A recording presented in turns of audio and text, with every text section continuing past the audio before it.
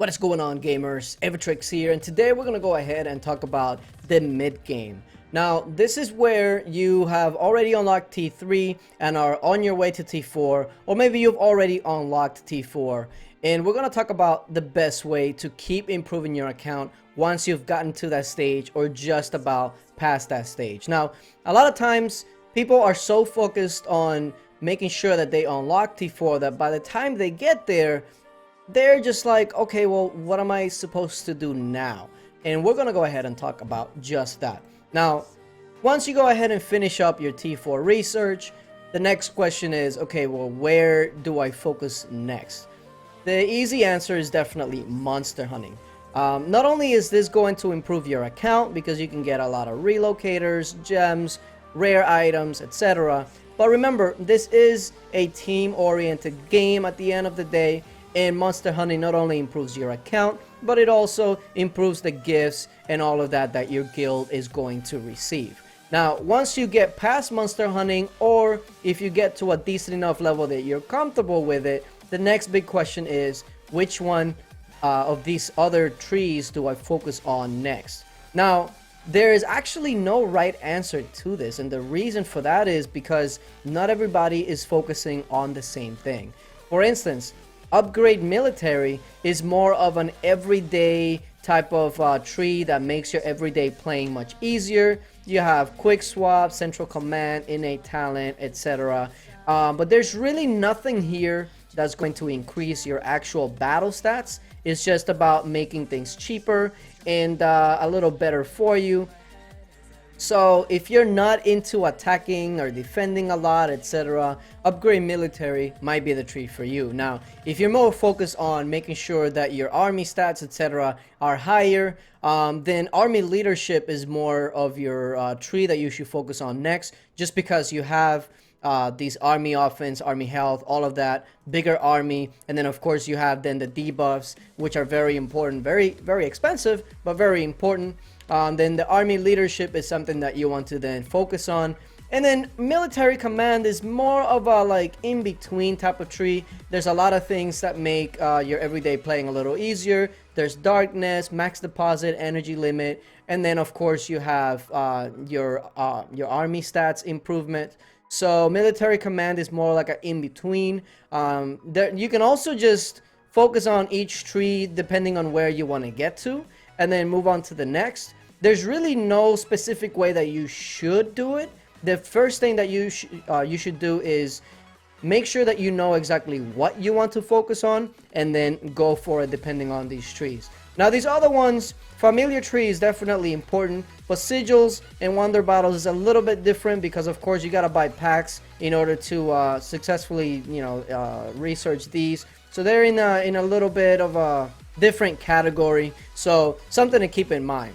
Now, once you go ahead and know what you want to focus on, your research, etc., the next thing is going to be your gear. Now, there's a lot of different things that you can do, but the main thing that you should do is you need to pick one gear set. And what I mean by one gear set is pick items that you want to go ahead and focus on going forward. Now, if you take a look at these set that I have right here, you'll notice that a lot of these sets are not items that only give you one troop type boost. So, for instance, I have my beast helm that gives me infantry, cavalry, and then army HP, instead of something like a wormbone coronet, which is just range. I see a lot of people making the mistake of trying to make an infantry set, a cavalry set, and a range set, which technically isn't a bad thing in theory, but the problem is that if you try to make 3 different sets without having a core set, meaning a set that is meant for all troop types, then a lot of times all those sets are going to fall a little flat. So I'll give you an example here. So I'll put in my infantry set. Now keep in mind, it doesn't have to be all gold or mythic or even purple. It just depends on the level that you're in. But think about this set right here. If somebody tries to make this set with only infantry jewels, what's going to end up happen is that you probably are not going to have enough jewels to make it worth your time. Whereas if you actually keep this set one core set and you put in each item infantry, cavalry, and range jewels, it's actually going to take you much further. And when you're being rallied, you don't have to specifically choose, do I use my infantry set, do I use my cavalry set, or do I use my range set? You can go ahead and pick one core set and make sure that you improve it as much as you can over time. One other important thing to note is that when you have something like this, when you have a core set, then once you go ahead and start getting the jewels that you need, let's say that you get all purple jewels or all blue jewels, then if you have extra, you can then start upgrading the jewels. There is one fundamental mistake that I see a lot of people make with the jewels. If you have a set that you can go ahead and take out 3 purple jewels to then make 1 gold, a lot of people try to do that and think, well, I have a gold jewel. Problem is that 1 gold jewel only gives you 20%. Whereas if you break that gold jewel down, it'll give you 4 of these purples. And as you can tell, 4 purples is actually 48%. That is way better than 20%. So that means that you should only be improving your jewels once you have enough jewels without compromising any of the jewels that you have in the set previous to that. So very important to keep that in mind, because I see a lot of people, they'll be like, okay, well, I have 1 cavalry jewel to gold, and then they'll have 2 items that have no cavalry jewel whatsoever. So very important to keep in mind. Now, another very important thing is your troops. Now, of course, troops in this game are very important, not only because you need them to defend yourself and attack, but you also need them to gather, etc. Once you get to this stage, you then are faced with the dilemma of fury. What do you do when you have fury? If you're being rallied, if you're being solo attacked, etc. What do you do with your troops? A very good rule of thumb is to not have more troops than you can hide. And what I mean by that is, of course, we all know about the shelter and that you can shelter your troops there. But another good way of hiding your troops is popping a max, what is it called? Max army size boost. You probably prefer to do a 50%. And then what you can do is you can go ahead and send them very, very far away. I don't know, let's say like 120 miles away or something like this. And then you can go ahead and gather and send the max amount that you can send. Now, technically at this point, you should have about 6 armies. So once you do the math on that, the point where you want to be is just around 2 million troops, give or take, depending on what you have. Because once you're rallied, you don't have to make the important decision of, okay, do I take this rally? What do I do with this? You can just safely hide your troops. The problem, if you go over that, let's say you have 3 million troops, then you either have to sacrifice 1 million troops because you're gonna hide, but you're still gonna have no way of hiding another 1 million troops, or you're gonna be forced into trying to take a rally that you probably shouldn't be taking. So try to keep your troops at the amount that you can actually hide before you make the jump and are ready to start taking rallies, etc. It's very important, because if you have 4 million troops and you get rallied by somebody that have much better gear, heroes, etc., it's not going to end well for you.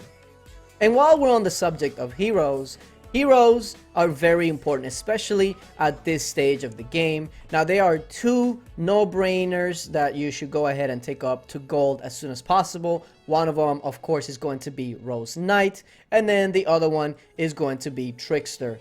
Just because they bring so much to the table. Now, keep in mind, Trickster doesn't really give you much as far as attacking or defending, but everything else that he gives you is very, very beneficial. So after these 2 no-brainers, what exactly should you be focusing on?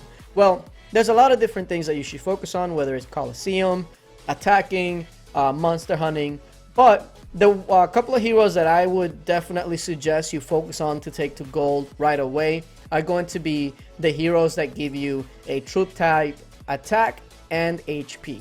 So a perfect example of that is going to be Demon Slayer.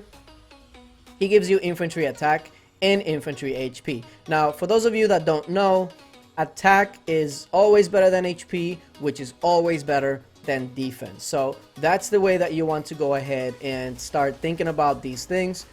So attack and HP are definitely going to be the most valuable ones. So in this case, Demon Slayer, especially because Demon Slayer is good for monster hunting, Coliseum, attacking. He's pretty much just good for everything. There's actually another one for the infantry that does the same thing, and that is going to be Oathkeeper. The only problem with Oathkeeper is that unlike Demon Slayer, he's not that great for monster hunting, he's not that great for Coliseum, so he would be the second infantry hero that I would try to do.